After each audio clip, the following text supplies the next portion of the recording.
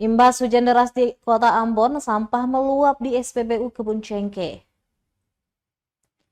Hujan deras yang mengguyur kota Ambon menyebabkan sampah meluap dari selokan yang berada di kawasan SPBU Kebun Cengkeh, Kecamatan Sirimau, Kota Ambon, Sabtu 2 Maret 2024. Alhasil, sampah berserakan memenuhi SPBU. Pantauan tribunambon.com sekitar pukul 12 waktu Indonesia Timur, terlihat banyak sampah berserakan di halaman hingga ke pompa pengisian BBM. Nampak para petugas SPBU bergotong royong menggunakan peralatan seadanya membersihkan sampah yang didominasi material plastik itu. Aktivitas pengisian BBM pun sempat tertunda beberapa saat.